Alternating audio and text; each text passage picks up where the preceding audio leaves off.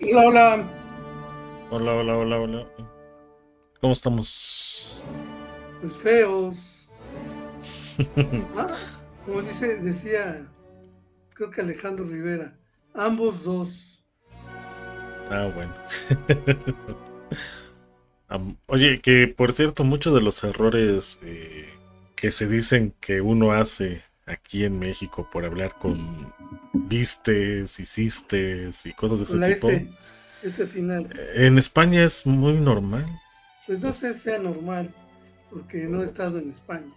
Bueno, los que yo conozco y platico seguido con ellos, todo el tiempo dicen vistes, te fijaste, viviste. Pues, Y son de Barcelona, de Madrid, y dices, bueno, pues son de ciudades grandes. Entonces, ¿por qué aquí en México se critica mucho esa manera de hablar? pues no es que se critique, es que no es correcto. Ahora ya sabes que el idioma, el lenguaje más bien, es el que se usa. Sí, sí, sí. Si la gente lo usa, pues ya se queda, ¿sí? Eso es lo que me llama la atención, que, o sea, no está correcto, eso estoy de acuerdo, pero de allí a que inclusive se estigmatice de un nivel académico, o peor aún, un nivel de educación, híjole, ya ahí sí, ya. Es muy clasista, por lo menos acá en México. Tomando en cuenta de que del lugar donde viene, pues es algo que no parece no ser muy importante. Fíjate que tengo un amigo, tenía un cargo pues importante y era de un hablar correctísimo. De Ujú. eso se preocupaba, de eso se ocupaba él. Y un día en una asamblea se le salió un aiga. Híjoles, creo que Sí. sigue viviendo ahora con pena por ese aiga que se le salió. Y fíjate que cuando pasa eso es porque también usas esa forma de hablar, aunque sea de broma, ¿no? Entonces, si tú bromeando dices aiga con tus cuates, aiga, oye tú, aiga, ya en una situación seria se te sale. Había otra persona que no podía decir Pepsi, decía Pepsi, y por más que intentaba, lo que le saliera era Pepsi, y no era la única, después ya me encontré con otros que hablan de la misma manera, como los que le cambian la letra a, en lugar de decir periódico, dicen periódico. Ujú. O el famoso, que ahorita pasó de que casi ya no se usa, o yo no lo he visto, pero que ahorita se va a reutilizar en diciembre para los ponches. ¿Cómo se llama? El tecojote, pero es tejocote. Este jocote. El otro es una leperada. Sí, sí, sí, ya sé, pero muchos nos quedamos con la primera y no con la segunda, que es correcta. Sí. Se quedan esas palabras como si fueran ya de uso común hasta que alguien te corrige. Pues siguen siendo de uso común. El que tú sepas que no es correcto no obliga a los demás a hablar como se les pegue la gana. Entonces, ¿por qué los panistas sí quieren hacer eso todo el tiempo? Aunque Tú ellos a puedes, veces no lo hagan, ¿no? Porque hay uno que otro por ahí que no lo hace. la gente habla, ¿no? Se comunica. Las personas tienen necesidad de comunicarse. Ujú. Lo extraordinario del lenguaje es que a pesar de todos los errores que se puedan cometer, sirve para comunicarse. Entonces, el que alguien te diga, haya, ojalá haya llovido, pues sabes que es incorrecto. Pero el objetivo el final, que es como comunicarte su esperanza de que ojalá haya llovido, no se pierde. Yo recuerdo que cometía un error en ingeniería civil y yo era consciente de que era un error y a la siguiente se me volvía a salir. En una materia que se llamaba geometría, se hablaba de cotas e intervalo de cotas, entre cotas, ¿no? Yo siempre decía intervalo, y me chiflaban y me cotorreaban, y decía, hijos, a la próxima se me salía intervalo. No sé por qué, se me sale como si fuera esdrújula y no grave. Y no porque me faltara educación o no lo supiera. No, se me salía. Era para mí lo más natural decir intervalo que intervalo. ¿Cuál otra palabra hay? Polvareda. Muchos dicen polvadera. Una vez me dijeron aire en lugar de aire. También aire. Sí, yo también lo he escuchado. Entonces también esa me suena. No sé, hay varias palabras que, por ejemplo, estadio con estadio. Cuando Sí, yo me acuerdo son... que, por ejemplo, que son cosas muy específicas, ¿no? En psicología, todos decían estadio. Cuando alguien nos dijo, no, es estadio. Yo, No, estadio está bien cuando se habla de algo temporal, ¿no? sí, pero no me acuerdo quién nos corrigió y nos dijo, está bien, ya es una referencia, estadio, no está mal, pero lo correcto es decir estadio. Yo me No, yo quedé más bien así creo de, que no sé, me quedé con estadio desde entonces. porque el estadio es un lugar y estadio hace referencia a algo temporal y no creo que se tenga que sustituir estadio por estadio. Bueno, eso habría que verificarlo. Pero te digo, el detalle es de que no sé por qué, pero eso me llamó la atención en estos días. Bueno, lo que llama la atención es, por ejemplo, medicina. Esa forma de hablar es correcta. Esa es la que viene de la tradición cotorrea. Se dice medicina. Entonces, ¿cuál es la correcta? Pues la que tú quieras, pero digamos, si quieres ser muy tradicionalista, medicina es la correcta. Ya si quieres hablar como cualquier chango de nuestra época, pues ya dices medicina. ¿Es semita con S o con C? Depende. Pero a mí me dijeron que es con S porque es de semilla. Semitilla, ¿sí? Que la mayoría lo pone con C, ¿no? Bueno, yo he visto más con C que con S. Ahora, con S también semita es una tribu de Israel, los semitas. Pero si dices, bueno, los españoles todavía distinguen bien la S de la C. Dicen semita con S y semita con C. Como que es más labio. Más bien es dental. La C. Semita. Ajá. Y no semita. Como si fuera una Z o algo así. No. También lo distinguen. Nosotros somos los que, bueno, hasta el nombre del país, ¿no? ¿Cómo se escribe? Por como los mexicanos queremos que se escriba, y lo escribimos es con X. Pero en España se escribe con G. No, con J, ¿no? O con J. Pero yo he visto más con G que con J. Que sí, ya hay una explicación náhuatl de por qué México con X, pero para los españoles eso no es válido, sobre todo los más ortodoxos. Porque la X mexicana suena como J.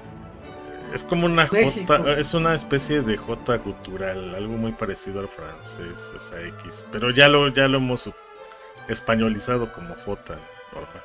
La grafía no corresponde al sonido, pero con nosotros también es muy interesante porque muchos dicen México, nosotros decimos México, otros dicen México. Entonces, sí hay reglas impuestas por sabios de la lengua, pero pues como la gente habla, es imposible de parar. Finalmente ganan los plebeyos. ¿Por qué? Porque son más numerosos, ¿no? Es interesante la comunicación.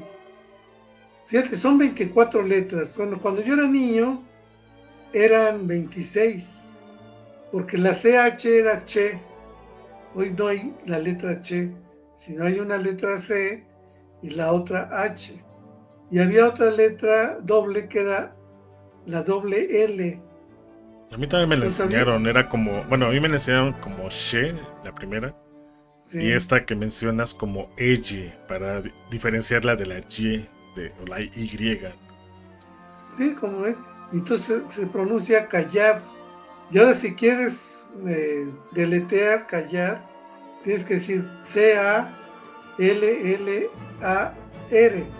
Y antes era C-A-L-L o Y, como tú dices, A-R. Se dispuso de que ya no hubiera más que una sola letra doble, la W. Es interesante ver cómo es que algunas cosas se ponen, se quitan, así como los acentos también, ¿no? Era o También, es muy, muy común que, por ejemplo, ¿no? Apenas hubo un cambio en el que ya no es obligatorio poner acento en el solo, o sea, en la O. Y muchos decían, pero ¿por qué no?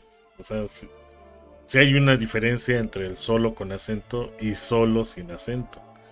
no, sí, depende a qué te refieras. Sí, Sí, pero ya tiene no más de 10 años que hubo ese consenso. No, creo que sí fue más de 10 años, como unos 12, 13 años que no sé si se cambió como tal. Yo recuerdo que sí, o eso es lo que yo escuché en las noticias en aquel entonces.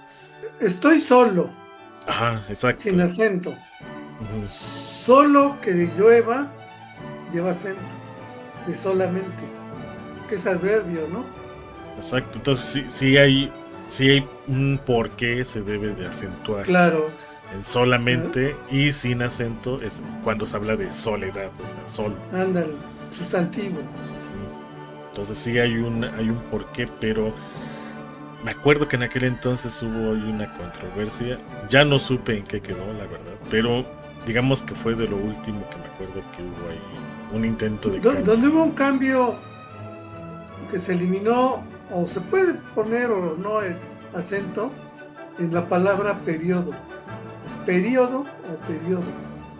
Acentúas en la I o puedes no hacerlo. ¿Cómo deletreas inauguración? INAUGURACIO,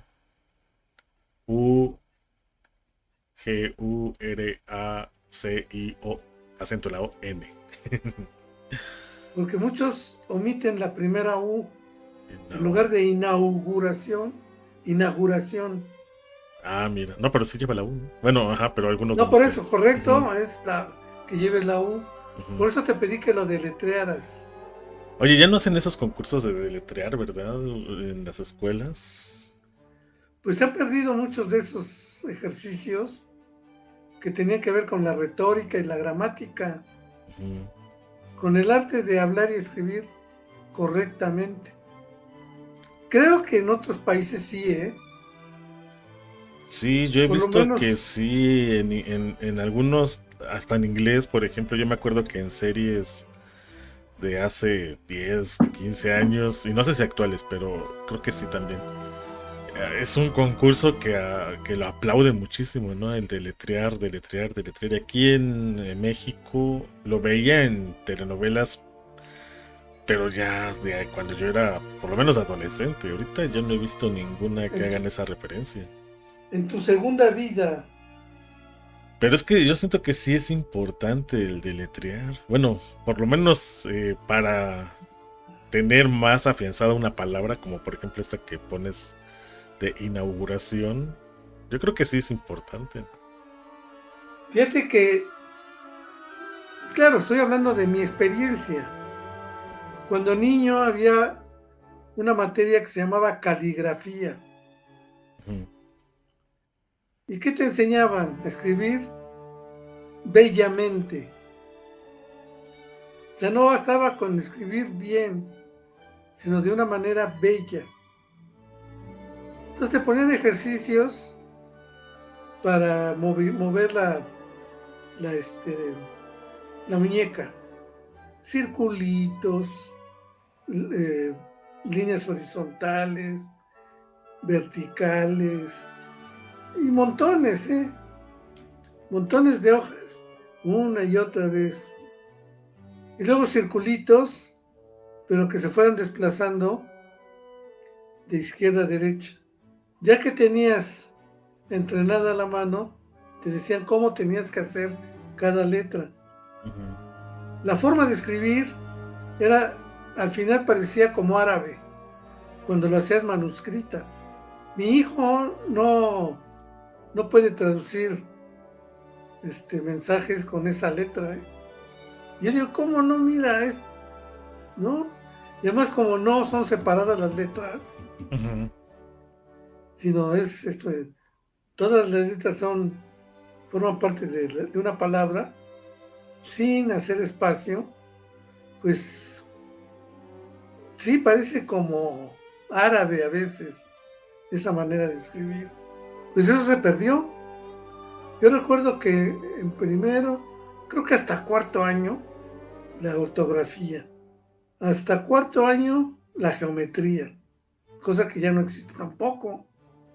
Sí ha habido cambios que creo que han resultado más dañinos que benéficos en el sistema escolar.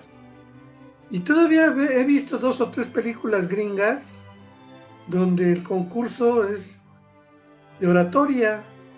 Compite todo el sistema escolar, por ejemplo, las secundarias, para sacar a la escuela campeona en el arte de la oratoria. Y entrenan fortísimo, porque no solamente basta con pronunciar correctamente las palabras, sino realmente construir un mensaje. Son interesantes esas películas, pero creo que en Estados Unidos todavía, en donde sí estoy seguro, es en Inglaterra. Todavía en Inglaterra se estudiaba en la escuela básica geometría, pero en los textos en griego, en los textos originales de Euclides. Y es tan importante la geometría para muchas cosas que incluso la G es simbólicamente importante entre los masones, pero aunque la siguen usando la G, no saben geometría. Entonces, cuando me han invitado a pertenecer a alguna logia, digo, bueno, pero vamos a trabajar también con la geometría. No, eso ya es del pasado, ¿no? Pues entonces no. Pues quizás en ese ámbito no sea muy importante, pero sí se sigue utilizando Por supuesto. y muchísimo. Ahorita, por ejemplo, que he estado viendo un poco sobre estas expresiones de los de la generación Z, me puse así a cuestionar, bueno, a lo mejor no es un arte físico, ¿no? Como un mural, es que lo hemos puesto sobre la mesa en el podcast anterior y tú lo pusiste desde hace ya meses, cuando todavía estaba López Obrador como presidente. Y me quedé de que haya expresiones artísticas por parte de los jóvenes, ¿no? Y ahorita que está en boga lo de la generación Z, pues con mayor razón. Y entonces me estaba preguntando, bueno, ¿será que no los hay? ¿O también lo están haciendo de manera virtual, ¿no? Es decir, en otro ámbito que no sea pues, algo palpable, ¿no? Una pared, o como principios de los 2000, ¿no? Que fue el graffiti, que hace poco tiempo ya fue, o es considerado como una especie de arte, ¿no? Ya esos que eran jóvenes, ya ahorita ya no lo son tanto, pero en su momento pues lucharon porque se categorizara de esa manera. Hay grafitis artísticos, pero no todo graffiti es arte.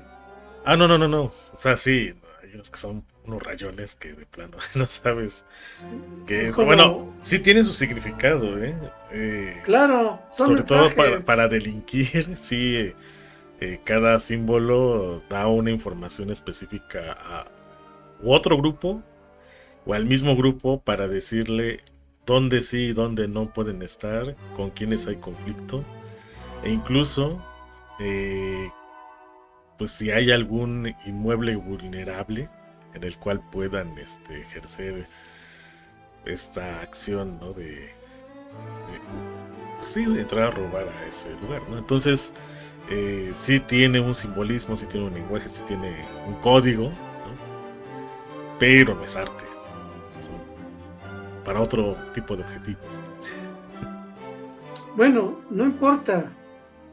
Puede haber arte hasta para enviar mensajes de delincuentes, pero no porque lo escriba un gran escritor, un graffiti, es arte. No porque tú pintes un óleo, eso, el resultado va a ser considerado artístico. Recuerdo a una muchacha que la invitó a exponer en el Zócalo, pero sus cuadros estaban feos.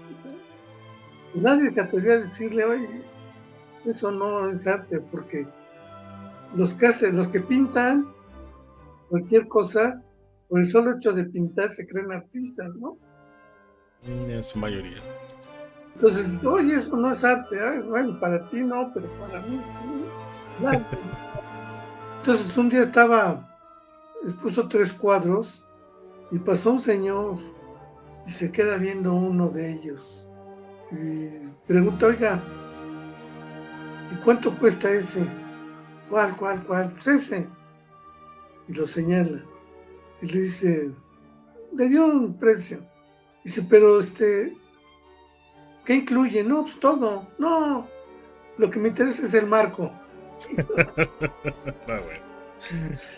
Y ya a partir de ahí, como que entendió que nomás no estaba haciendo lo correcto. Pero fíjate, antes había una estructura de transmisión de la tradición, que era el taller. Había taller para todo, para pintores, para escultores, para poetas, para todo había un taller. Esta idea de taller todavía la conservan los masones. Ellos hablan de talleres. Y un taller tiene una jerarquía. El maestro está en la cúspide, ¿no? Después vienen los oficiales. Y después vienen ya los trabajadores, llamados aprendices. Entonces, si tú querías aprender algo, tenías que entrar como aprendiz. Si avanzabas y el maestro lo aprobaba, te convertías en oficial. Y yo recuerdo que había primer oficial, segundo oficial y hasta tercer oficial en el taller de mi papá. Y ya hasta arriba estaba el maestro. Pero por ejemplo, mi papá era maestro de taller mecánico. Lo único que se manchaba, y no digamos de manera escandalosa, eran las manos. Cuando yo me metí una vez al taller, pues, mi ropa, todo estaba mugroso.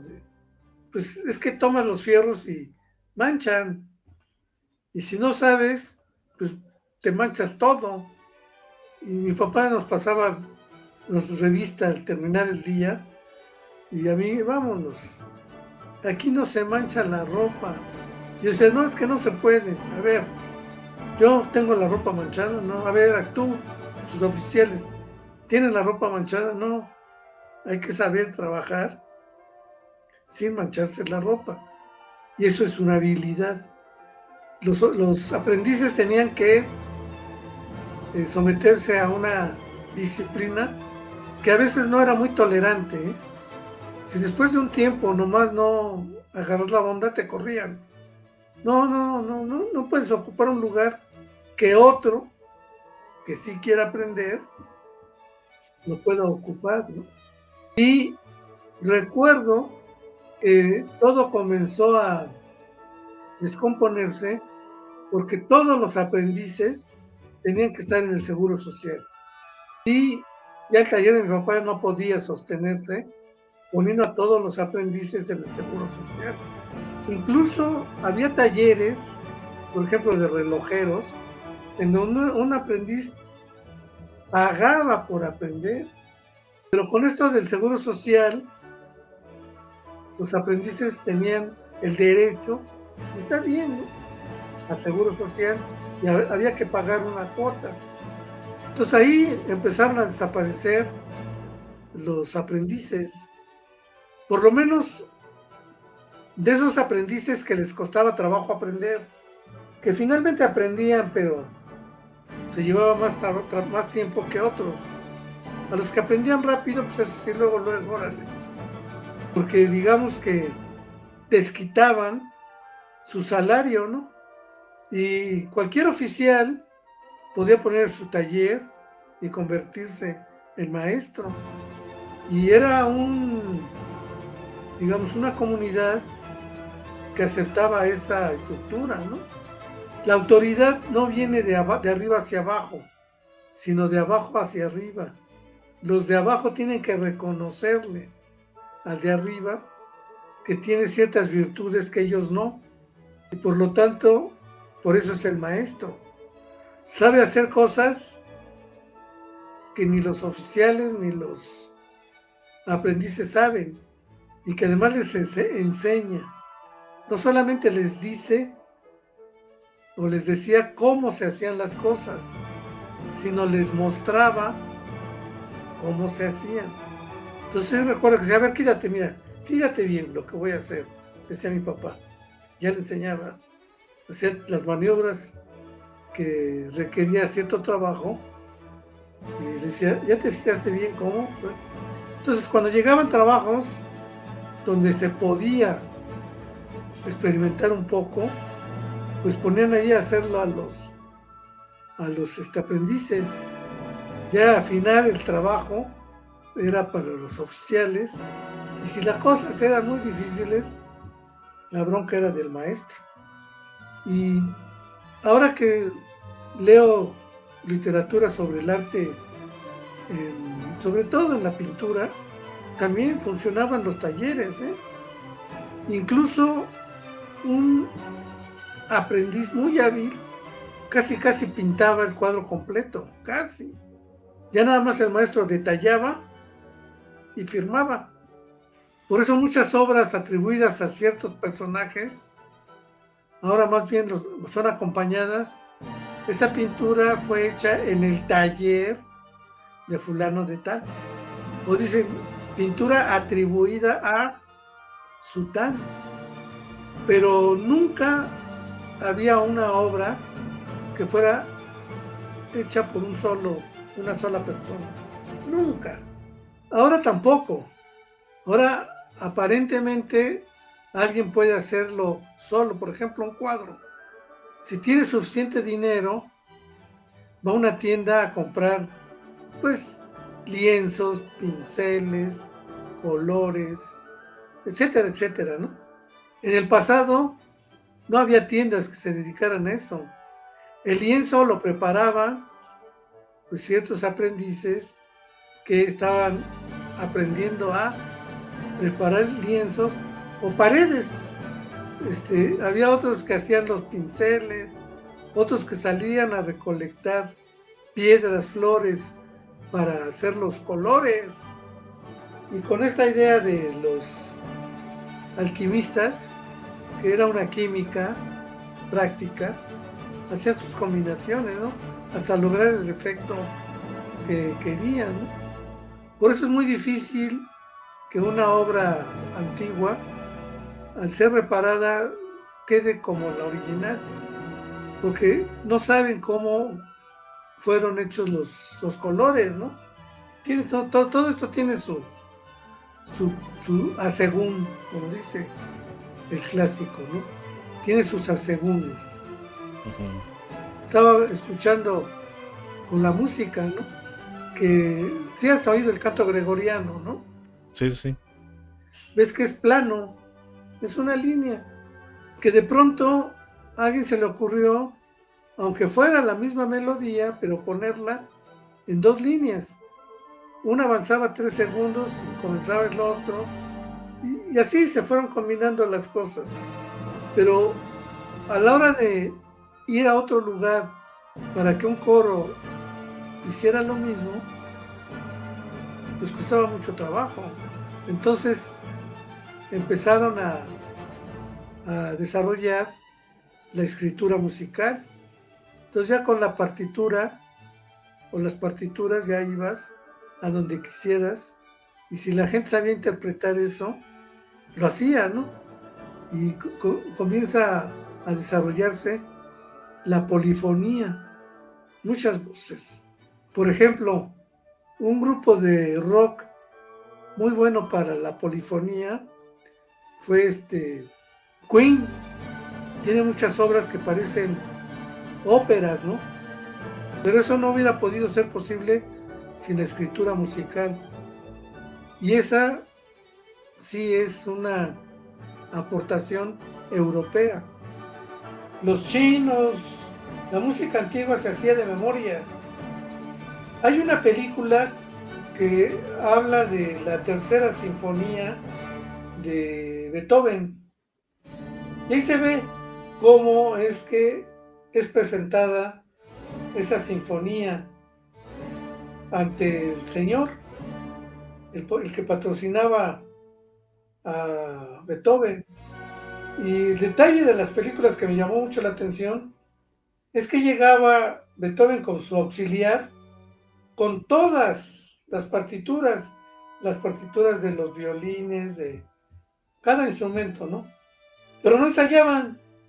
Los músicos tenían que ser de tal maestría que debían interpretar las partituras de manera correcta junto con los demás, eso sí, guiados por el director.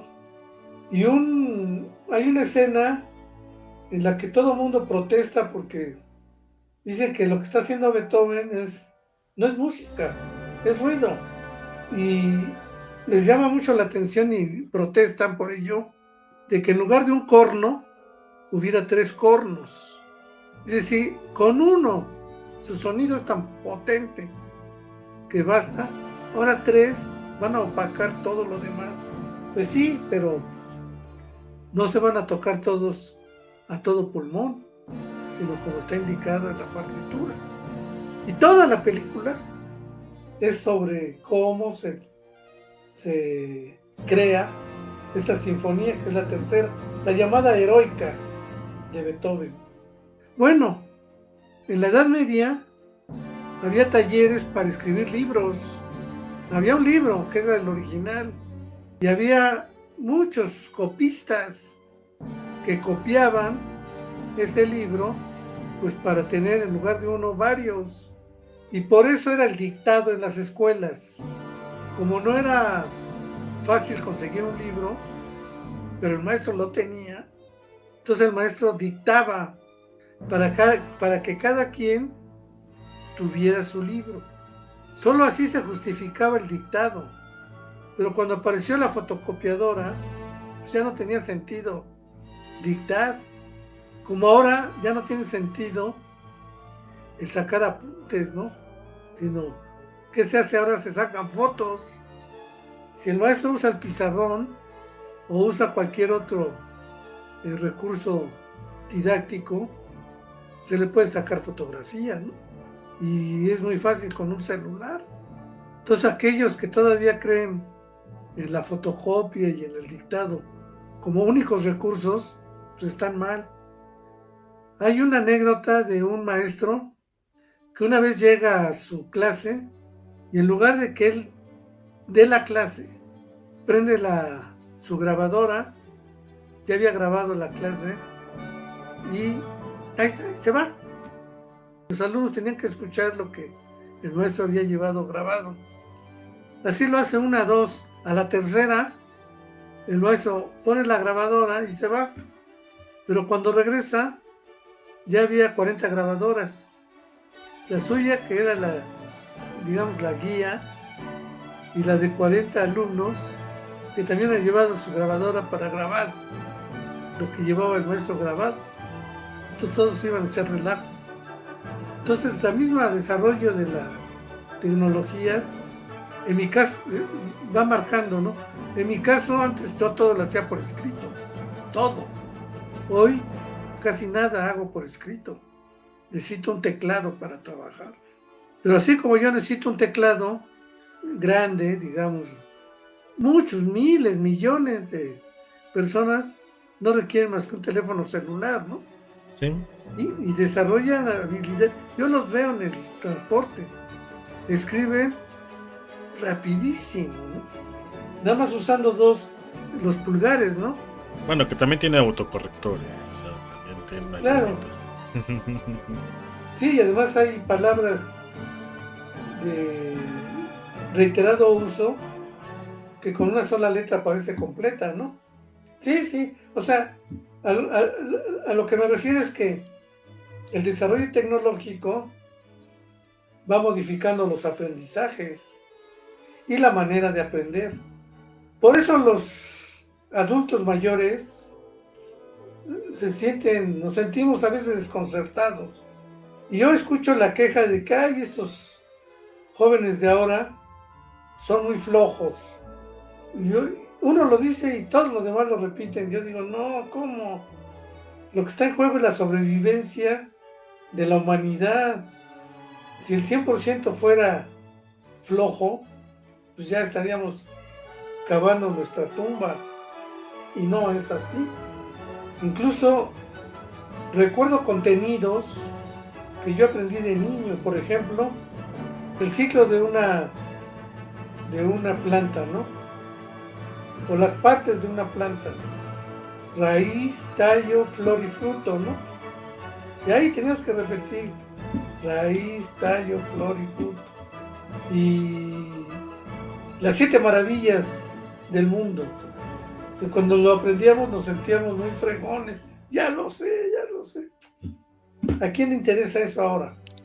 Pues Memoria. quizás alguno que haya estudiado biología en específico, quizás agronomía, Sí, o sea, pero hablamos ya de conocimientos muy específicos, ¿no? Es como, por ejemplo, a mí en la prepa me tuve que aprender la tabla periódica y fue parte de un examen, hasta los que existían en ese entonces, te hablo del 2002, 2003, que son menos de los que hay ahorita. Entonces era de hidrógeno, helio, litio, berilio, boro, carbono, nitrógeno, flúor, xeón, y así te ibas, ¿no? Hasta al último. Pero yo me quedé así de, bueno, para mi vida cotidiana, para no ser químico, a lo mejor es de, pues, no me sirve de nada. Pero, para un químico también. a Si lo mejor, puede tener enfrente la tabla periódica, ¿para qué se la aprende de memoria? sí, sí, a lo mejor nada más va a trabajar con algunos elementos, nada más, ¿no? Sí. Sí, sí. O sea, cuando tú vas con digámoslo así, un abogado para que defienda un asunto, Ujú. te represente, tú vas y le expones el asunto. Y si es peculiar, te dice, pues regresa pasado mañana y le digo si lo acepto o no y cuánto le va a costar. ¿Qué es lo que hace? Pues va a los libros de derecho a buscar la información que requiere para el caso en cuestión. No es que todo se lo aprenda de memoria. Los médicos antes tenían este librote, ¿cómo se llama? Donde venían todas las medicinas, ¿no? Ah, ya, ujú, sí, sí, más o menos. ¿Cómo ¿A qué se te llama? refieres? Bueno, ese. Hoy prende su computadora, lo pone en el buscador lo que necesite y aparece. Sí, sí. ¿Para qué? Tuve un conocido que quiso aprender latín, aprendiéndose todas las palabras de un diccionario que teníamos de latín. Entonces iba aprendiendo las palabras de una página, de una hoja, y la arrancaba y la Ujú. tiraba. No, se deschavetó mi buen amigo. ¿Y para qué? El, el, si tú lees el Quijote en el español original, no lo vas a entender. Porque hay la mayor parte de palabras que se usan en el Quijote ya no existen. Se llaman palabras históricas, que hablan de objetos específicos, ¿no? Entonces, una cultura rural sí necesitaba hablar de todos aquellos elementos que formaban parte de un pesebre o de un hogar. Oye, ¿qué es un hogar? O sea, en la antigüita dices, pues leña, espérate, y las piedras, bueno, también piedras, y la ceniza, bueno, y te das cuenta que hay un montón de cosas que ya nadie las sabe, y ya para qué, si casi no, la gente ya no usa fogatas, ¿no? O necesita electricidad o gas para lograr lo que antes se hacía por el encendido de una fogata. Entonces, como es un castellano, bueno, es el inventor del castellano, Miguel de Cervantes, tiene miles de palabras que ya no están en desuso, que son las palabras históricas, que solamente sirven para cierto periodo, o sirvieron para cierto periodo de la historia. Y así hay. Yo recuerdo cuando la televisión aparece, pues aparece la palabra televisión, ¿no? Antes no existía. La computadora igual. Hay muchas palabras, por ejemplo, el fax. Yo sé que existió el fax porque lo vi, lo usé. Pero un joven de 10 años, de 15 años, le dices el fax. ¿Y qué es eso? Ya no lo usan. Sí, no, ya no. Entonces, muchas cosas así que aparecen y tienen su palabra correspondiente, al desaparecer la cosa o caer en desuso, también la palabra. Bien padre que es esto de maravillarse, sorprenderse del lenguaje todos los días. Y fíjate, ahorita estás sentado o de pie. Sentado. Bueno, estás en un lugar abierto o cerrado. Cerrado. Bueno, saca una hoja de papel y escribe, nada más enumera los objetos que están en ese lugar en donde tú estás. Fíjate, o sea, en la torre. Y hay muchos objetos que seguramente no saben ni cómo se llaman. Y que los tienes ahí. Sí sé cómo se llama la mayoría, eso sí, pero algunos... Bueno, sí, pero algunos no. Tendría que buscar referencias. ¿Sí? Ahora, después el segundo ejercicio es describe ese cuarto. Bueno, iniciando, no sé ni de qué color es la pared.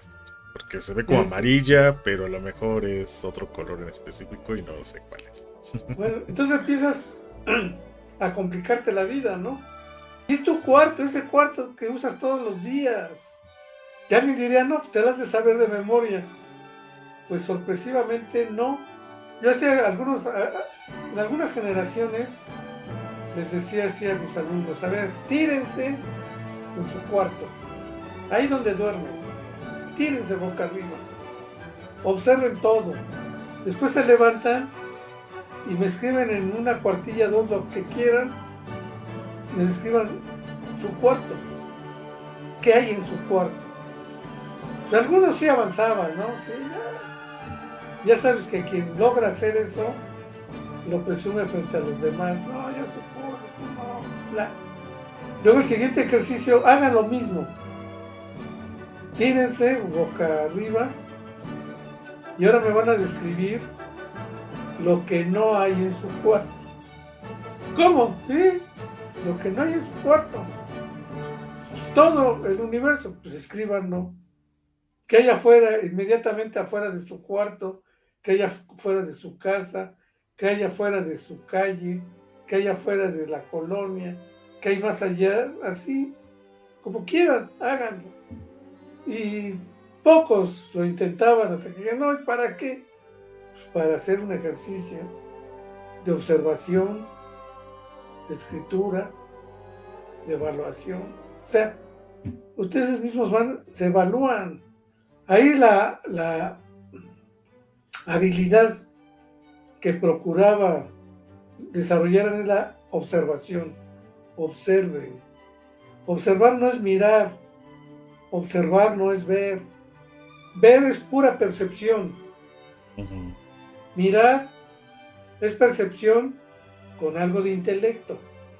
Ya no nada más es cuadro rojo. Cuadro rojo que sirve para adornar. Ah, bueno. Y el siguiente paso es la observación. Una menudencia. Cuadro rojo que tiene en el extremo izquierdo dos plantas que aluden o que simbolizan la fe y la esperanza. Eso es observar. Ver, entonces nada más hay un cuadro. Ajá. Y estas dos plantitas. Ah, bueno, con dos plantitas. Ya estás mirando. Ah, pero es un símbolo. Fe y esperanza. Eso ya es observar. Entonces encontrarle sentido a los pequeños detalles. Y algunas personas sí agarraban la onda y hasta se divertían. Y luego lo malo es que se vuelve uno juzgón. Si el ejercicio lo haces sobre personas, a ver esas dos personas que están ahí sentadas, ¿qué observas? ¿Son amigos? ¿Son novios? ¿Qué son? ¿No se conocen? ¿Son desconocidos? ¿Y por qué? ¿Por qué dices eso? Entonces íbamos a tomar café y ahí los cafés de una mesa a otra vez, los que están en esa mesa, traten de desentrañar qué relación tienen, en qué se ocupan, cuál es su profesión, etcétera, etcétera. Empieza a desarrollar esa habilidad que después ya no estás viendo detalles para desentrañar el yo profundo, ¿no? Sí, porque ya no sabes si, o sea, por ejemplo en ese caso, ya no sabes si son cosas que estás escribiendo o son introyecciones, ¿no? También. Y Entonces fíjate que ahí así, también esa observación o autoobservación también es diferente el solamente decir, ah, pues sí lo miro. ¿Cómo era la primera? Sí lo veo, ver, sí lo miro. Sí lo observo, ¿no? Que es distinto. y además, como hacía pantomima, para representar a un personaje, y así hacen los artistas, ¿no? Oye, tú vas a hacer como personaje a un asesino. Pues tienen que meterse a la psicología, dicen, ¿no? De un asesino con ciertas características. Hay una película que me recomendaron, ya se me olvidó su nombre. El asesino ha sido modelo de muchas películas. Y una de esas películas es la de Psicosis.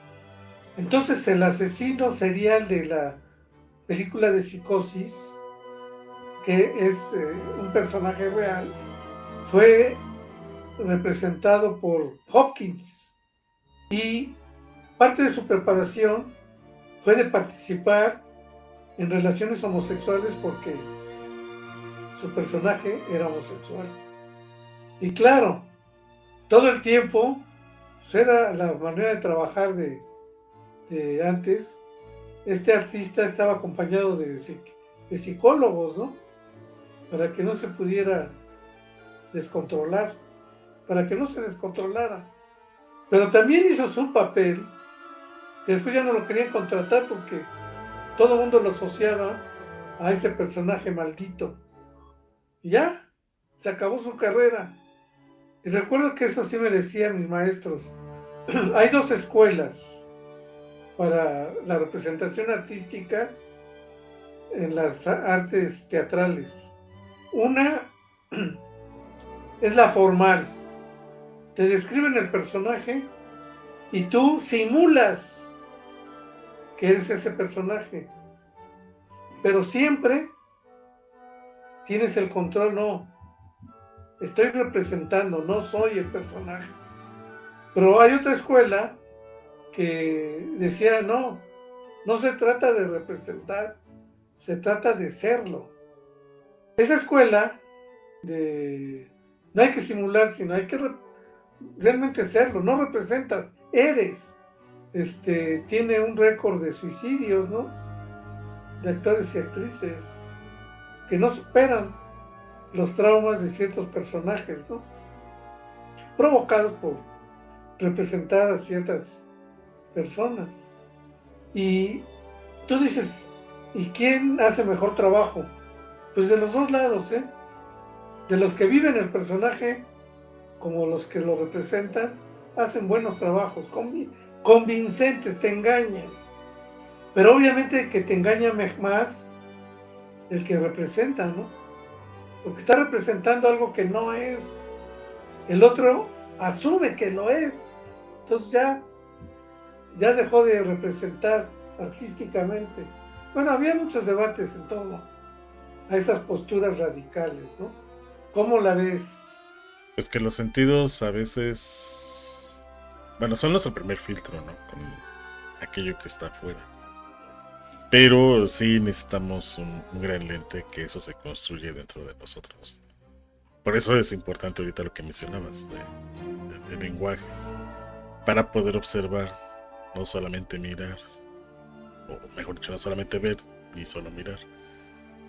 Sin embargo, también estas herramientas que nos permiten observar también pueden con el tiempo causar más problemas que beneficios, ¿no?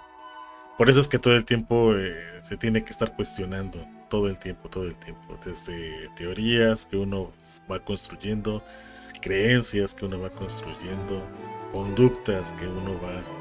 Es esto que mencionabas la vez anterior, ¿no? La deconstrucción de...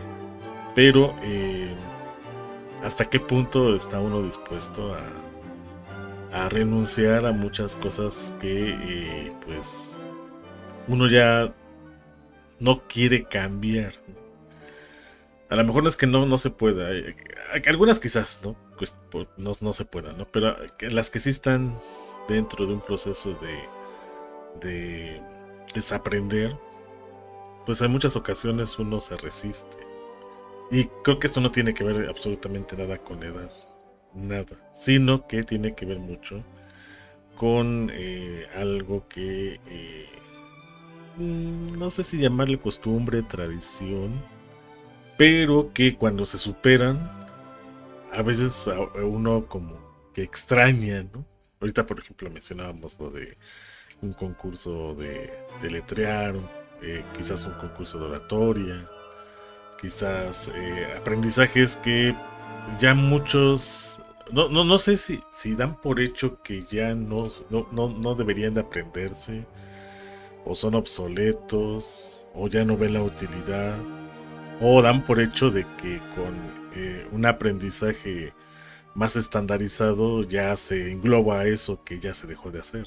O sea, dependiendo de por dónde se vea, es el cómo es que quizás se piense, ¿no? Si algo se tiene que dejar de hacer o continuar. Por ejemplo, ahorita, ¿no? Con lo que está sucediendo a nivel mundial, ¿no? Estamos en una lucha constante por mantener un sistema que ya sabemos que ya está en decadencia, que hay un montón de contradicciones. Cuando se hablaba, por ejemplo, hace unos años de vamos a cuidar el ambiente, vamos a dejar de usar el petróleo, el carbón, etc, etc. Sin embargo, o son factores que ahorita están provocando muchos conflictos eh, por países que pues luchan por la hegemonía mundial, ¿no? Uno por mantenerse y los demás por ocupar ese espacio. También conceptos que pues hace unos años era de sí, tienes que pensar de esta manera, tiene que ser así, por ejemplo en cuestión del consumo, en cuestión de la producción, en cuestión de este pensamiento más individualista, a lo mejor el consumo de algunos medicamentos que se pensaban que eran positivos, ahora ya no. Ahora, por ejemplo, que se busca en Estados Unidos el ya no vacunarse, ¿no? Y no de ahorita, sino ya desde hace varios años. Y a pesar de las evidencias en las que se ven, ¿no? O sea, son palpables las consecuencias de el no vacunarse, muchos siguen pensando que es lo mejor, ¿no? O, en fin, podré poner aquí un montón de ejemplos. Pero como que estamos en un momento en el que o resistimos mucho o estamos en una gran apertura para recibir todo. Y siento que eso es lo que, por ejemplo, ahorita regresando un poco a lo de la generación Z, veo que por ello es que están, no sé si la palabra correcta sea radicales, es decir, como que ven todo o es bueno o malo, o es eh, como debe de ser o así no es, o no, algo, no ven los grises, o si los ven, les cuesta mucho trabajo como que moverse entre ellos, ¿no? Tratan siempre buscar o toda la luz o toda la sombra.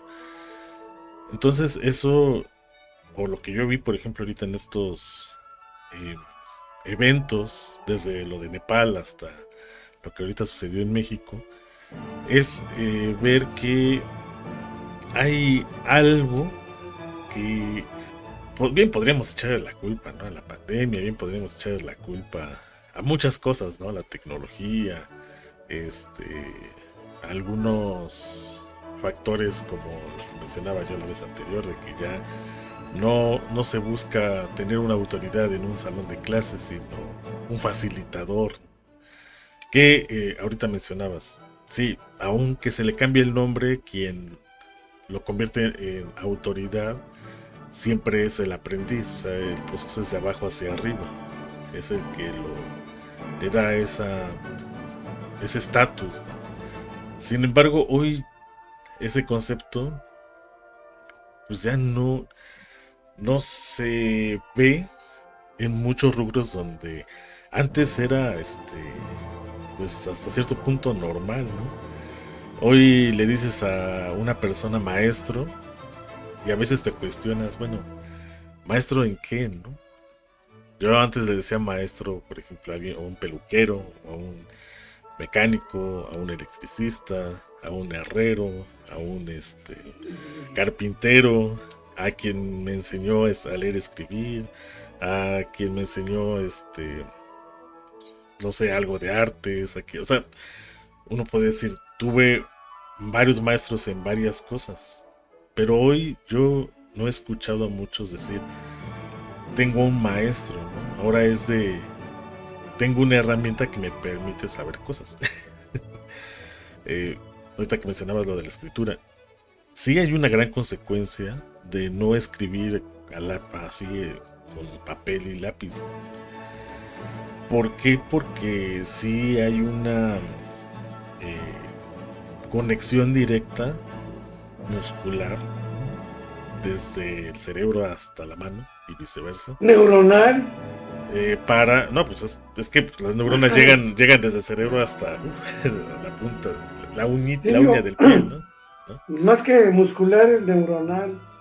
Pero, o sea, son los que mandan los impulsos y Sí. hace que pues funcionen los tendones, los músculos, todo, ¿no?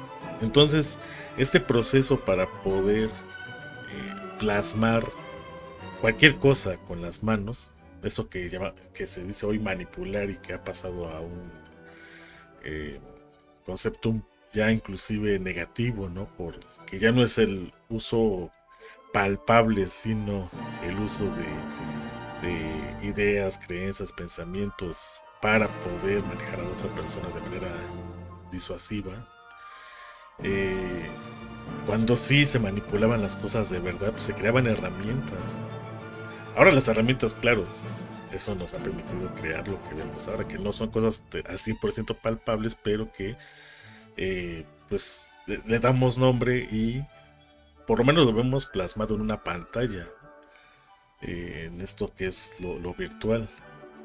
Sin embargo, sí estamos perdiendo algunas facultades que a corto o mediano plazo vamos a ver sus consecuencias.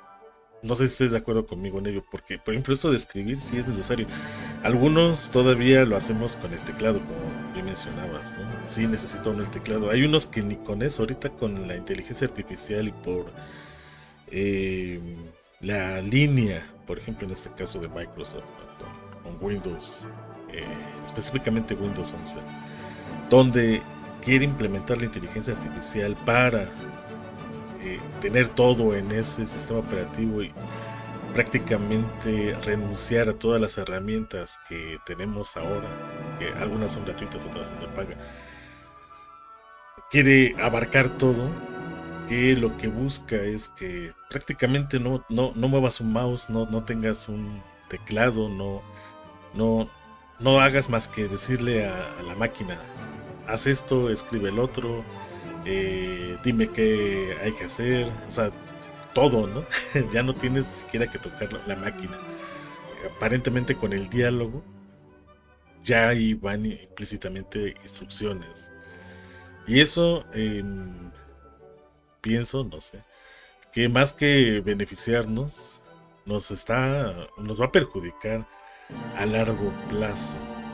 ¿Por qué? Porque somos, al fin de cuentas, personas, sí, racionales.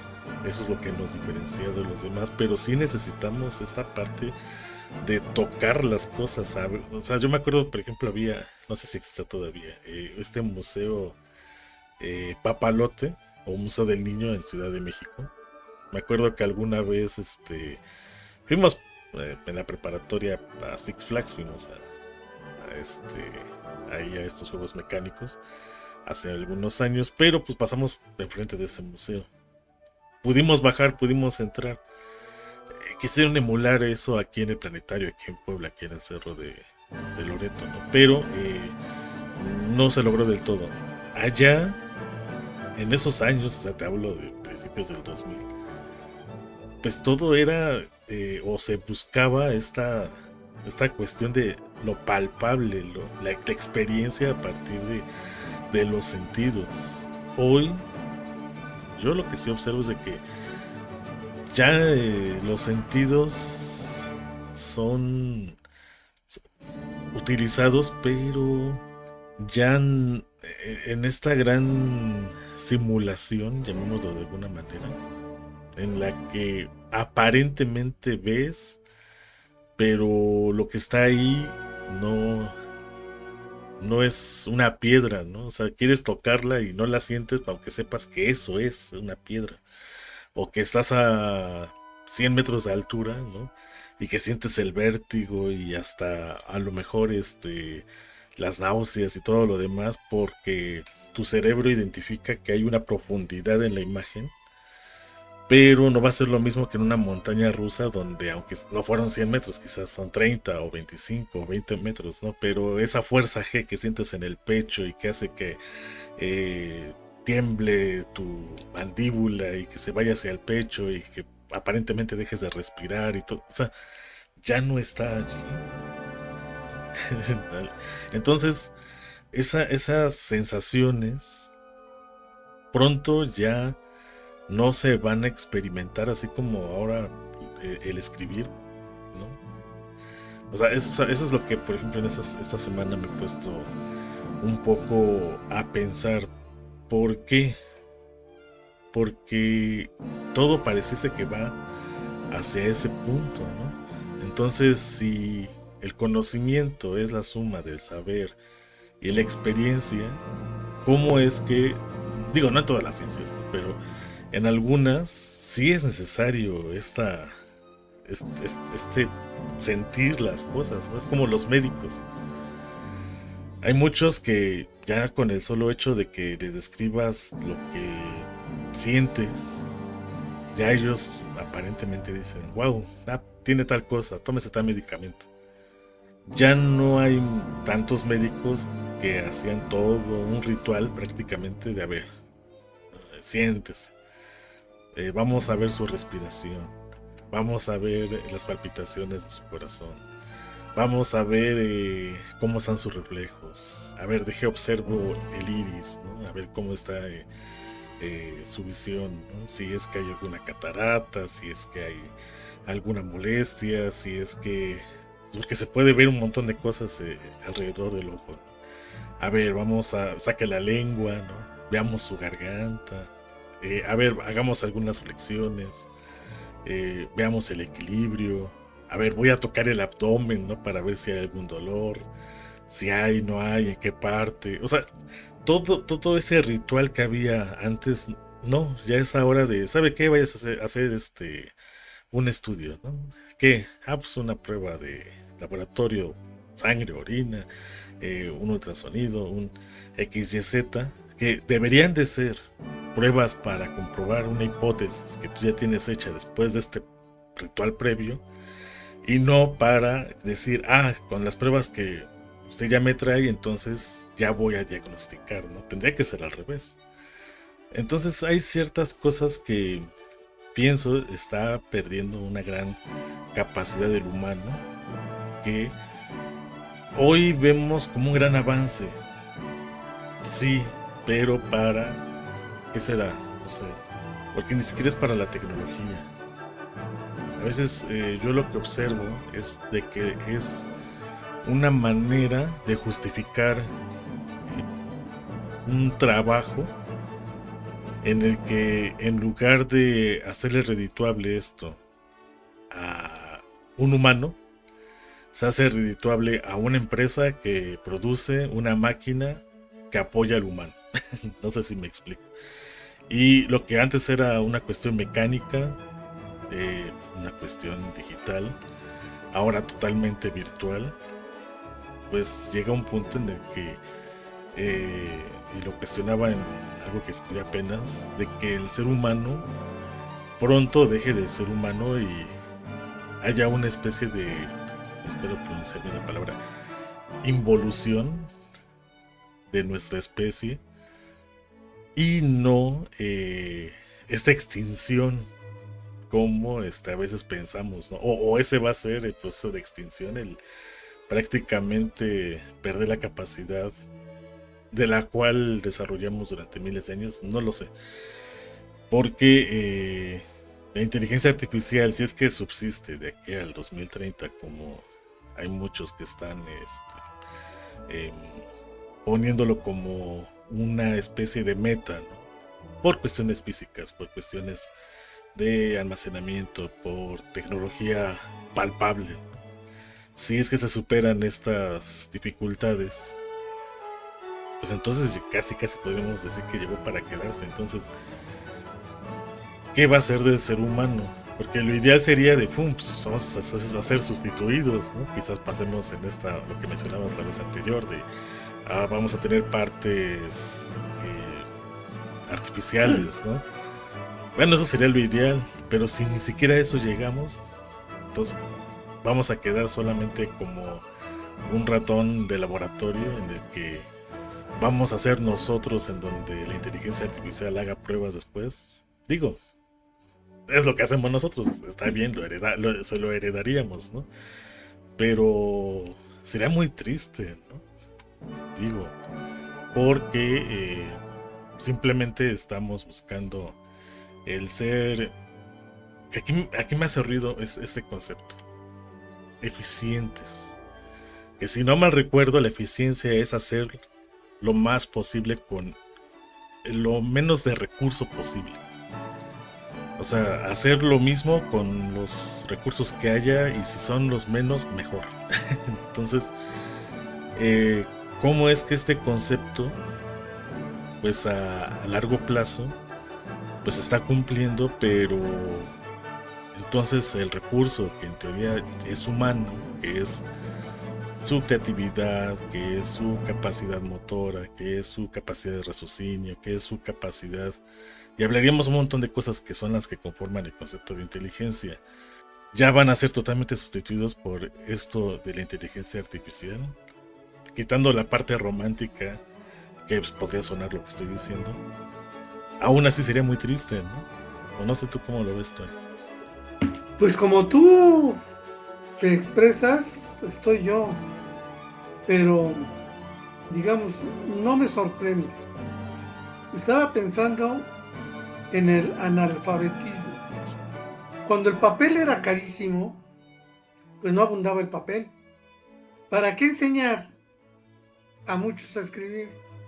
Se sustituyó el papel, o se sustituía el papel por pizarritas, ¿no?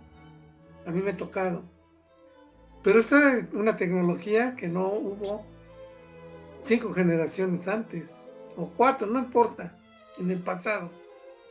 ¿Dónde se escribía? Pues en la arena. Hay una película que se llama Ágora, donde se ve a una científica, Hipatia, haciendo sus reflexiones en torno a lo que dibujaba en un arenario en su casa. No había papel. ¿Para qué enseñar a escribir si no había dónde escribir? Y leer, cuando era más que suficiente la transmisión oral. Pero las cosas fueron cambiando. Cuando de pronto irrumpió el papel, que también me tocó, yo iba a las escuelas inútiles, nomás con una pizarrita, porque no había libros, no había libretas. Entonces todo lo que los maestros o maestras nos decían, lo hacíamos. Era una comunicación oral. Recuerdo que llegan las primeras, la irrupción del papel de tan baja calidad que se rasgaban con el lápiz. Y cuando era una escritura que tenía que hacerse para permanecer, se hacía con tinta y manguillo, con plumillas, ¿no? Entonces se mojaban en el tintero y escribías. Y si se te caía una gota de la plumilla al papel, se extendía toda, se manchaba todo y casi no servía para nada el papel. Bueno, el papel hoy de estraza, en esos tiempos hubiera sido un papel súper fino. Poco a poco fue avanzando esta tecnología del papel y la escritura a través del lápiz. Ya se enseñaban otras habilidades.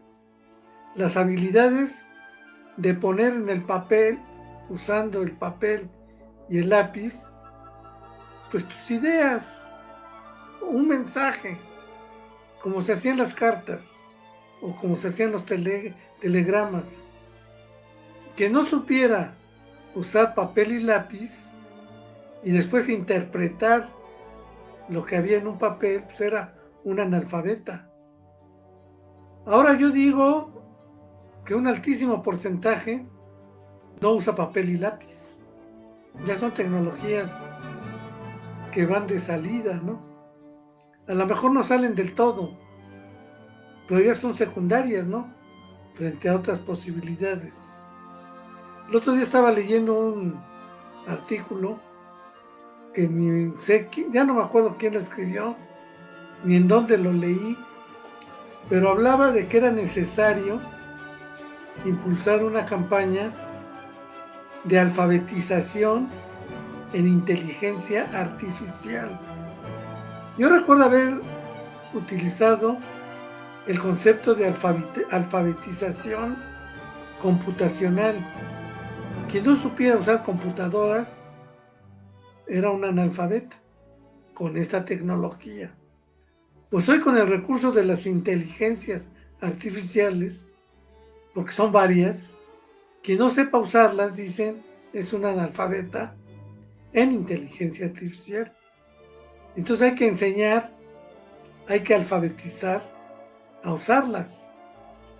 Lo que te quiero decir es cómo la palabra alfabetización se ha usado con contenidos distintos dependiendo de las tecnologías existentes, tanto para escribir como para leer. Un libro hablado, yo recuerdo que en el seminario, yo estudié la secundaria en un seminario, a la hora de comer, algunas veces, no siempre, había un lector que leía un libro para todos, para toda la comunidad. Mientras comían, esta persona estaba leyendo el libro. Y de eso sí puedo hablarte porque durante un tiempo fui el lector en el seminario, ¿no? Entonces yo comía aparte, porque era yo el lector. Porque no solamente había que leer lo que estaba en el papel, sino hacer énfasis, dar pausa, o sea, una serie de habilidades que hacían que la lectura fuera más comprensible para aquellos que la escucharan. Más atrás, incluso se habla del texto, de un texto con gesto. Los libros tenían en los márgenes, había indicaciones casi así como lenguaje musical, de qué énfasis tenías que darle a la lectura, qué gesto utilizar, por si te estaban viendo, cómo usar las manos, cómo usar la cabeza, los ojos. O sea, era todo un arte el leer. No nada más es leer de corridos, ¿sí? Había que echarle sabor, ponerle sabor al caldo. Y cada lector podía hacerlo pues de acuerdo a sus habilidades. Por ejemplo, en el radio todavía se usa. Los guiones radiofónicos no existen los signos de puntuación. Es el locutor quien lee el guión, quien le da las pausas. Entonces, hay ejercicios de respiración para poder efectivamente hacer más dramática la lectura, ¿no? Entonces, tampoco se usan acentos. Es quien lee el guión, quien le da el acento, a donde su respiración se lo indique. Como le dicen, es una acentuación prosódica, no ortográfica. Si tú ves un guión radiofónico, se ve muy raro porque no hay comas, puntos y seguidos, puntos y aparte. No, es lo que aporta el locutor, conforme a su capacidad de torácica, ¿no? Del aire que acumula en los pulmones, ¿no? Casi como un buen cantante que sabe administrar el aire. Esas viejas prácticas todavía hoy en esta tecnología que llamamos radio. Pero si te das cuenta, el radio hablado va de salida. Incluso si tú escribes un texto, la máquina ya te lo lee y le puedes dar el tono que tú quieres. Casi hay ahí un menú para elegir el tipo de voz, ¿no? Ya la máquina, cuando tú hablas, la máquina puede reproducir en signos escritos los signos hablados y a la inversa. Me sorprende, pero quiero comprender hacia dónde vamos sin asustarme, sin entristecerme, porque eso en nada va a modificar nuestro futuro, ¿no? A menos que políticamente decidamos hacer buen uso de la política. Pero estoy muy lejos de pensar que en eso estemos bien habilitados, ¿no? Más bien es en la política donde se manifiestan todos los traumas que tenemos, ¿no? Siendo el instrumento de salvación la política, lo que está haciendo en este momento pues es de perdición. Entonces, bienvenida sea una inteligencia artificial que ya no estoy muy seguro, que supere muchas de las limitaciones emocionales que tenemos los humanos. Yo creo que, bueno, por lo menos en cuestión de las emociones, no sé si lo llega a desarrollar. Muchos piensan, o por lo menos lo que he estado viendo ahorita, sobre todo en China, porque hay mexicanos viviendo allá y apenas, bueno, hay un cuate que ya lo he mencionado en otros podcasts, que es un ingeniero que fue pionero en eso de internet en los 80s y que tiene su canal de tecnología y que ahora, en lugar de ir a Estados Unidos, que por cierto creo que no fueron a principios de este año porque ya no se pudo, ¿no? Ya no había como tal pues mucho que presumir, ¿no? En cuestión tecnológica en Estados Unidos y fue antes de que entrara Trump, o sea, ni siquiera podríamos echar la culpa al actual presidente de la Unión Americana, Norteamérica, ¿no? Bueno, es que ya no sé cómo decirles, pero estadounidenses. Pero el punto es que ahora se fueron hasta China porque todo lo tecnológico está allá, ya no están en Estados Unidos. Tuvieron que cruzar el mundo para irse a ver qué hay de nuevo. Cosa que pasaba aquí en Estados Unidos cada año, ¿no? Principalmente a principios, ¿no? En enero. Siempre era un evento que ya tenía por lo menos unos 15, 20 años en celebrarse. Entonces, para el gran logro, o por lo menos lo que yo veo de quienes han visto la tecnología en los últimos 40 años, es que un androide pues muestre, según ellos, sentimientos a partir de el rostro, ¿no?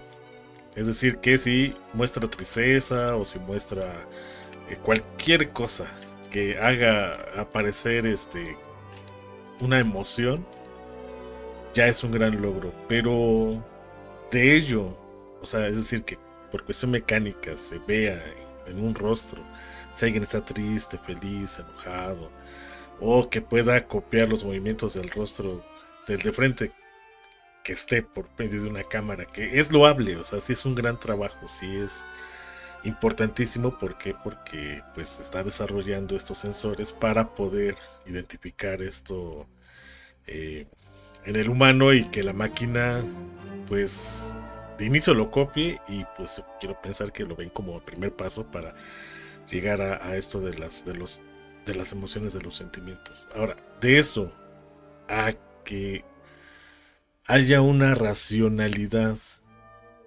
como inteligencia artificial para el manejo de, deja tú las emociones, los sentimientos, porque si vemos las emociones sería como el lenguaje máquina, ¿no? Los sentimientos sería como el lenguaje de programación tipo basic, ¿no? Si lo ponemos en una especie de analogía. Las conductas ya serían los programas con los cuales podemos interactuar.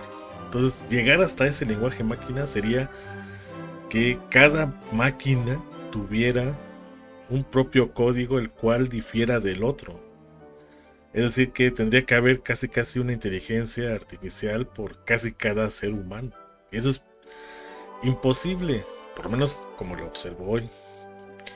Y que todos ellos lleguen a un convenio para, como lo hacemos los humanos, decidir qué sentimientos son los que podemos expresar, cuáles no, cómo se manejan, qué representan, y podemos hablar así, ¿no? De cómo nos hemos construido, y qué nos diferenciamos de otros, ¿no? Por ejemplo, yo escribí apenas sobre la agresión, ¿no? Que para muchos es algo natural, pero cuando esto lo transformamos en violencia es algo totalmente distinto. Digo, tomando en cuenta lo que sucedió ahorita en el Zócalo también, en la Ciudad de México hace unos días. Entonces, para mí hoy es imposible ver que la inteligencia artificial pueda llegar a tanto. Hoy, no lo sé mañana, ¿no? No lo sé dentro de 15 años, ¿no? Porque esto va muy rápido. Lo que sí estoy viendo es de que la información que antes era muy importante para esas inteligencias que la tomaban del ser humano, cada vez veo que ya no le van a ser importantes. Ya no. Ya todo va a ser como... a ver, voy a utilizar un concepto ya muy utilizado que es la simulación, pero pienso que lo que estas inteligencias artificiales van a utilizar es una especie de metasimulación. Es decir, que de lo que ya tienen procesado, bien simulado y trabajado, teóricamente, virtualmente, ya lo han pasado a esta parte virtual, y etc, donde las matemáticas son esenciales y de ahí pues mucho de lo que tenemos ahora es a partir de ello, ¿no? Construcción de geometría y un montón de cosas, ¿no? De ahí iba a hablar sobre el arte hace un rato en la cuestión de los videojuegos, que prácticamente son mundos alternos, universos totalmente paralelos al de nosotros si lo pudiéramos ver así. Entonces sería una especie de meta simulación lo que van a utilizar y ya el ser humano ya prácticamente no tendría ni siquiera este por qué seguir jugando en este partido llamado desarrollo tecnológico. Ya no le haríamos falta. Entonces, cuando tú me decías hace algunos podcasts, eh, las máquinas nos van pues prácticamente a sustituir o nos vamos a extinguir y eso es lo que vamos a dejar, ¿no? Pues yo creo que ni eso. O sea, por eso te digo, no es que yo lo quiera ver así como que de manera muy romántica, ¿no? Y quizás cuando hablo de tristeza suena algo emocional. No, no, no va por ahí tanto. Sino que va a llegar un momento en el que simplemente ya eso que hoy nos preocupa, que he visto, por ejemplo, ahorita en discusiones sobre si se tiene que legislar o no, sobre las inteligencias artificiales y quién va a ser responsable de ellas y todo esto, yo creo que va a quedar a segundo término.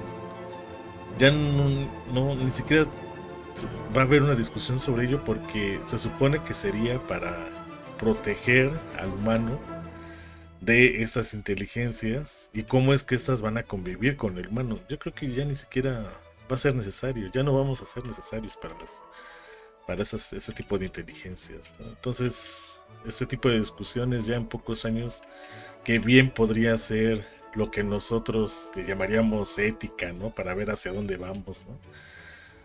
Para las máquinas ya no. Por lo menos para el ser humano ya no va a ser importante. Para ellos sí. Y eso es racional y lo van a manejar y quizás hasta haya convenios entre máquinas, ¿no? Digo, viendo un poco esto como ciencia ficción. Pero nosotros ya no vamos a ser parte de... Por eso te digo, suena como emocional, pero hay un toque ahí racional que quiero que se note, en el que todas estas discusiones que se tenían, pues prácticamente después ya se van a también a quedar en la parte de la obsolescencia, ¿no? O no sé cómo se pronuncia. Va a ser una discusión obsoleta ya para las máquinas. ¿Por qué? Porque las necesidades, la visión, la misión, todo aquello que nosotros como conceptos hemos creado, ellos o estas cosas que estamos produciendo, las van a ver de manera distinta también. Entonces lo van a construir de manera distinta también. Entonces los sentimientos y emociones ni siquiera a lo mejor les va a hacer falta, ¿no? Por eso no lo van a desarrollar. Y si no lo desarrollan, entonces eso que nos hace ser humanos, pues en las máquinas pues simplemente no se va a dar. Entonces realmente será una herencia. Y así me puedo hacer un montón de preguntas. Ahora, ¿qué corresponde a nosotros? Ahorita, y con ello quiero terminar mi comentario, está el software libre, que digamos que es lo que permite o ver todavía como algo palpable esto de la tecnología, en lo que en realidad pues se mueve todo. Porque la inteligencia artificial afortunadamente no está en todos lados. Todavía hay cosas que pueden controlar y manejar los seres humanos. Aquí el detalle es que afortunadamente, por ejemplo, en el caso de Linux o GNU Linux, sí están poniendo límites. Y es de, si tú vas a crear algo nuevo, lo que sea, no está permitida la inteligencia artificial. Y muchos dirán, ¿pero por qué? Porque esa es la crítica. ¿Por qué no utilizar las inteligencias artificiales si es la nueva tecnología? Todos deberíamos estar en este mismo canal, en este mismo camino.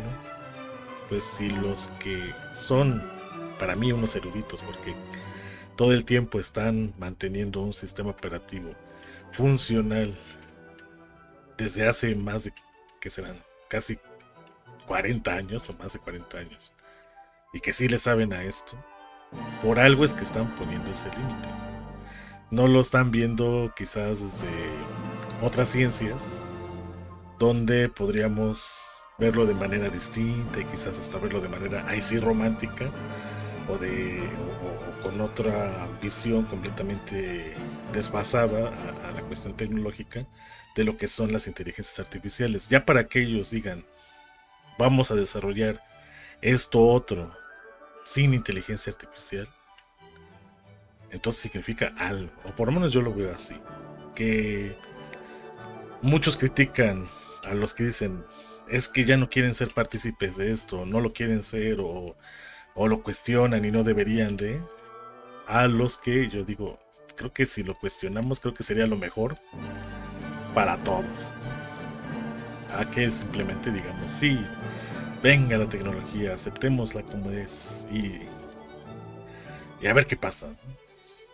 No sé, como que pienso que se está haciendo ese bando cada vez más radical entre los pro inteligencia artificial y los no pro inteligencia artificial, sobre todo en los que trabajan con tecnología. Ya los que estamos un poquito alejados de ella, como que sí estamos romantizando mucho esto, lo estamos viendo de manera muy subjetiva, a tal grado que pues ahorita estamos comenzando a ver las consecuencias, ¿no? Preferimos que las inteligencias artificiales lo hagan por nosotros y quizás cuando despertemos sea demasiado tarde. Fíjate que ahora con tu intervención me doy cuenta de algo que requiere matizarse. Como que hay una connotación cuando usamos máquina, el término máquina, una connotación negativa, ¿no? Negativa o positiva, o sea, como si fuera blanco o negro. Bueno, pero algo totalmente distinto a lo característicamente humano. Y me vino rápidamente a la memoria, porque también tú hablabas de androides, de Sí, que hay un término que no quiso ser utilizado por el director de una película porque no daba cuenta de lo que quería comunicar. Estoy refiriendo a la película Blade Runner, donde no se habla de androides ni de robots, sino de replicantes. Y el escenario, obviamente, es una sociedad futurista, distópica. Es una ciudad fea en la que se desarrolla la película, ¿no? Siempre está lloviendo, casi casi como la ciudad gótica de Batman, ¿no? Oscura, con lluvia, y una compañía que era la responsable de crear los replicantes. Pero habían surgido algunos problemas con los replicantes, con algunos replicantes. Se estaban rebelando. ¿Y qué es lo que intentan hacer los responsables de esta compañía? Deshacerse de los replicantes. Entonces le dan la tarea a un superpolicía, ¿no? Que pasa la prueba que se le hace a los replicantes para descubrirlos, que es una prueba en el iris de los ojos, ¿no? Entonces, bueno, ahí, de acuerdo a la historia, este policía es un ser humano que tiene la tarea de deshacerse de los replicantes rebeldes, matarlos. Y eso es lo que hace, perseguir a cada uno de estos replicantes y matar uno a uno. Al final, hay una escena en la que se enfrentan este policía con el replicante líder, que ya es el único sobreviviente, en un escenario lluvioso, en la azotea de un edificio de cierta altura, más de 20 pisos, pelean y el replicante gana la pelea. ¿Por qué? Porque pone al humano, al policía, en una situación en la que ya es insalvable. Se queda colgando, ¿no? Y mientras resistan sus dedos, pues va a seguir colgado, pero el final es que sus dedos se van a cansar y se va a soltar y se va a precipitar, y esto significaba la muerte. ¿Qué conmociona en esta película? Lo que hace el replicante. Ya teniendo al humano ahí, en esa situación, lo salva. Se le extiende el brazo, atrapa el brazo del policía, que ya está a punto de desplomarse, y lo saca. ¿Para qué? Pues para morir en manos del policía, porque el policía, su misión era matarlo. El hecho de que lo hubiera salvado era una cosa sin importancia, y lo mata. Pero queda una replicante de la cual se enamora, ¿no? El policía se enamora. Y la última escena es cuando, ya estando a punto de terminar con su misión de matar a la última replicante, se van tomados de la mano, ¿no? Se habían enamorado, y así termina la película. Pero inmediatamente, si uno recuerda más o menos las imágenes de la película, al principio de la película, cuando está entrando a la fábrica, hay un letrero que dice: aquí se hacen seres más humanos que los humanos. Resulta que el replicante salva al policía, se compadece, una emoción humana. El policía, ya que está salvado, lo mata. Viene lo del letrero: más humanos que los humanos. Y el cierre de la película es cuando se van caminando el policía y la replicante, de la cual se había enamorado, y a la inversa. Y ahí el amor, este mensaje de amor, es el que cierra la película. Pero después de este mensaje de que el humano es un hijo de su fregada, porque mata a quien le salvó la vida. Y recuerdo que yo me preguntaba, Manuel, sí, efectivamente, ¿quién es más humano? ¿El replicante o el humano? Pero el juego de palabras te conduce a una confusión, porque ¿qué quiere significar más humano que los humanos? Por lo menos en el terreno de la ciencia ficción, si hay una visión de una posibilidad. Yo no digo que esta sea lo que venga necesariamente en el futuro. Pero ¿qué veo? La posibilidad de que las máquinas no sean máquinas, sean replicantes. O sea, ¿en qué se distinguen los replicantes de los humanos? Nada más en la forma en que se comporta el iris de los ojos. Pero nadie lo puede detectar a menos que lo sometan a un estudio minucioso, ¿no?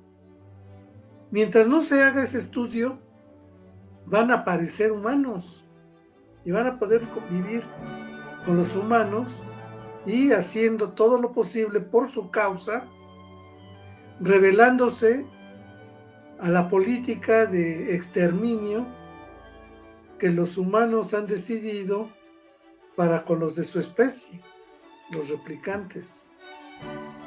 ¿Qué pasa después del cierre de la película? Pues ya que una de los significados del amor es sexo, pues el policía y la replicante se van caminando. ¿Para qué? Pues para procrear. Entonces, si hay una, y no creo que sea la única, ¿no?, mirada de una posible realidad, mirada que está producida con ciencia ficción. Pero hay una tradición en la ciencia ficción donde muchas de las cosas concebidas como ficciones científicas sí se producen en el futuro. Es el caso de los submarinos, Julio Verne, ¿no? El globo que puede navegar por todo el planeta. En fin, pues aquí los replicantes como una posibilidad que no son máquinas, sino que son replicantes, y con el letrero que decía más humanos que los humanos. Con esto cierro. Yo cerraría que sí es lo que tú dices, es porque las máquinas o aquella tecnología que el humano pueda producir llegue a eso que acabas de mencionar, las emociones. Esas que sí nos hacen ser humanos y que no son ni positivas ni negativas, como sí lo son los sentimientos. Porque los sentimientos es como este puente entre lo emocional y lo racional, que es donde pienso va a ser el límite, lo veo hoy, de esto que el ser humano está desarrollando hasta el día de hoy llamado inteligencia artificial. Cuando llegue a esta parte de las emociones, entonces sí podríamos hablar de que la ciencia ficción, como pareciese por lo menos de los años 70 para acá, se ha acercado mucho, ¿no? Y vemos, ¿no?, que esas producciones pues no estuvieron tan disociadas con una realidad que iba a suceder unas décadas después.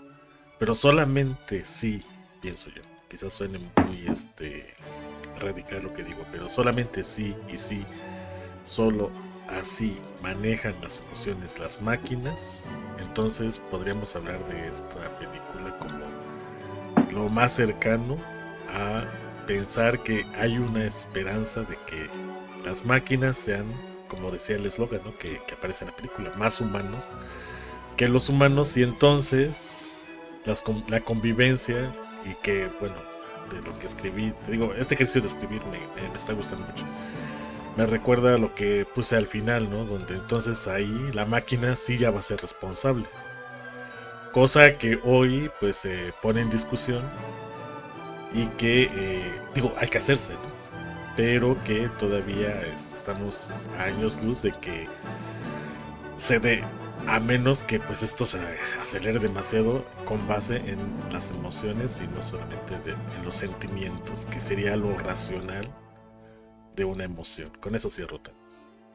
Fíjate, entonces, responsabilidad y libre albedrío, cosas que entre los humanos no existía en el pasado, ni siquiera existían los conceptos.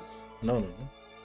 Entonces, son construcciones que los humanos hemos ido haciendo, pues, digamos, a velocidad más creciente, ¿no? O sea, más rápidamente.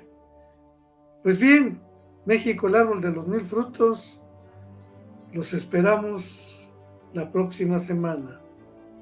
Hasta entonces.